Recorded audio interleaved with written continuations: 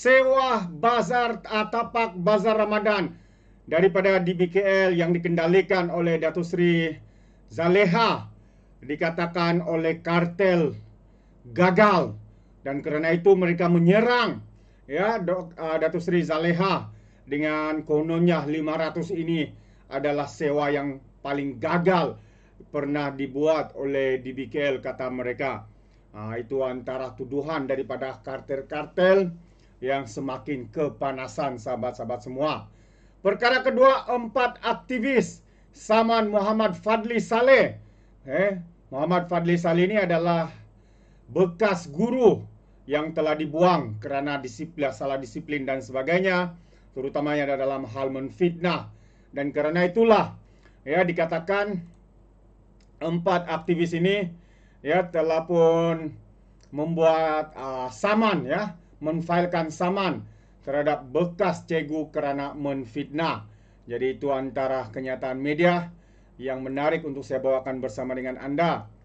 4 orang aktivis politik telah memulakan tindakan undang-undang terhadap seorang bekas guru kontroversi, Muhammad Fadli Saleh, yang didakwa membuat hantaran berbau fitnah. 4 aktivis ini adalah Najib Bakar, bekas timbalan pendakwa raya, Liana Amazuk, Najib Bakar ini adalah bekas timbalan pendakwa raya, dan Liana Marzuki, dan termasuklah Muhammad Fairuz dan juga Ustaz Abu Miskat. Jadi tidak dapat dipastikan apa hantaran yang telah dibuat oleh Muhammad Fadli ini. Namun ada beberapa komen dibuat pempengaruh itu yang menuduh salah seorang plaintiff sebagai barwa kafir dan membiarkan Islam direndahkan. Difahamkan ia adalah berikutan isu stesen radio Era FM yang didenda 250,000 baru-baru ini. Liana dalam satu perkongsian di X sebenarnya sebentar tadi berkata sepanjang 7 tahun beliau menulis tidak pernah sesiapa disaman olehnya. Namun kali ini beliau terpanggil untuk bertindak agar pengajaran kepada orang lain juga. Dan hari ini juga 4 serakan aktivis media sosial bersama peguam sudah memulakan tindakan undang-undang saman fitnah ke atas seorang pesara guru yang sudah berlebihan, yang akan dipusingkan dan dimanipulasikan seolah-olah kami menentang pejuang agama.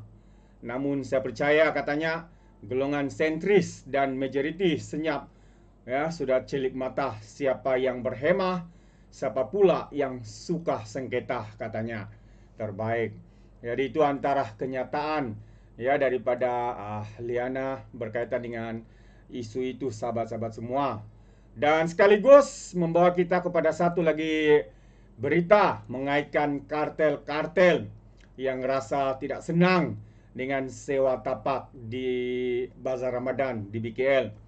Jadi apa yang berlaku? Peniaga mempertahankan Dr. Zaleha yang didakwa sudah lama ayahanda berkuasa peras penjajah. Itu antara rungutan daripada penjajah atau ataupun peniaga-peniaga, sahabat semua. Jadi kalau kita lihat kenyataan media ini, orang ramai mempertahankan tindakan Menteri Wilayah Persekutuan Dr. Zaleha Mustafa yang menghapuskan kegiatan orang tengah dari mengaut keuntungan melalui sewa tapak Bazar Ramadan. Dr. Zaleha ketika ditemui media baru-baru ini ditanya mengenai dakwaan bahawa beliau gagal mengurus Bazar Ramadan. Beliau membalas kembali dengan bertanya, adakah tindakan mengurangkan cas sewa daripada ribuan ringgit kepada 500 ringgit adalah satu kegagalan. Dr. Zaleha juga membuat pendekatan baharu dengan memperkenalkan telah mendapat maklum balas positif daripada kebanyakan peniaga, sekaligus menepis dakwaan bahawa pengurusan bazar di tahun ini lemah.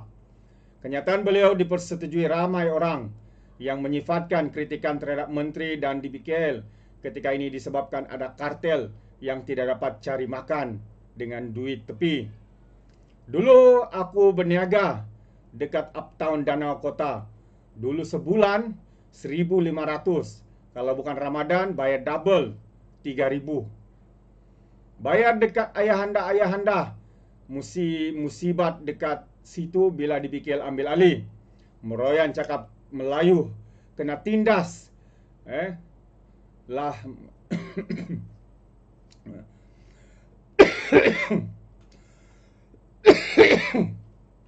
mereka kata Melayu kena tindas, nasi kena tutup lah.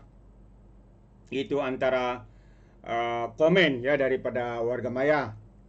Seorang lagi individu yang juga seorang peniaga bazar Ramadan pula berkata seumur hidupnya tidak pernah menyangka boleh berniaga di bazar disebabkan harga tapak yang melampau katanya. Sebelum ini 3.000, malah ada yang mengatakan 10.000 boleh sampai. Namun kini dia bersyukur dan mengucap terima kasih kepada menteri dan kerajaan atas usaha membentras penglibatan orang tengah dalam isu tapak bazar Ramadan ini. Tak pernah seumur hidup katanya aku terfikir boleh berniaga bazar di bawah DBKL. Dulu kalau nak mohon kenalah lalu persatuan, nak kenal orang dalam. Kalau kenal ayahanda dapatlah harga 1.500. Kalau kenal adik ayahanda dapat 2.000. Kalau tak ada connection, kenalan, jangan harap boleh dapat. Lepas DBKL ambil alih, tapak sistem telus straightforward. Haircut sikit-sikit itu adalah sebab hari pertama kali. Tapi alhamdulillah dari tak pernah terfikir tahun ini dapat join bazar di Wangsa Maju. Terima kasih Menteri dan DBKL, ujarnya. Jadi terdahulu harga petak bazar Ramadan yang mencecar ribuan ringgit dan kegiatan sewa atas sewa menyebabkan DBKL membuat keputusan mengendalikan sendiri bazar Ramadan tahun ini.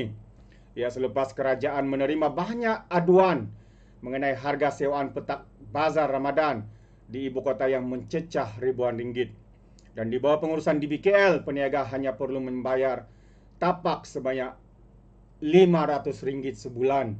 Manakala bazar IDFP pula yang melibatkan penjualan pakaian dan barangan lain, cas yang dikenakan adalah sebanyak RM700 dengan peniaga perlu membuat bayaran deposit sebanyak RM2,000. Jadi itu antara perkara yang dinyatakan oleh peniaga-peniaga yang merasa bersyukur ya dengan sewa tapak yang diberikan amatlah murah ya ketimbang dengan orang-orang tengah, kartel-kartel, ayahanda campur tangan menyebabkan sewa bulanannya mencecah 1.500 kepada 3.000. Malah dikatakan ada juga sampai sehingga 10.000 sebulan. Sudah satu perkara yang amat melampau. Jadi hari ini mereka mengatakan Dr. Zaliha gagal kerana sewanya 500 sebulan. Sahabat semua, siapa sebenarnya yang memperjuangkan hak Melayu? Siapa sebenarnya yang mencuba mencekik bangsa sendiri dengan memberikan sewa yang begitu mahal? Tepuk dada, tanya selera. Jadi sampai di sini saja, terima kasih. Izinkan saya untuk mengundurkan diri dan seperti biasa peribahasa mengatakan tak pun kangkap 2 tahun keinginan. Dalam bahasa Melayunya tepuk dada, tanya selera. Sekian daripada Alright Nopo Channel, saya kita berjumpa lagi. Bye bye.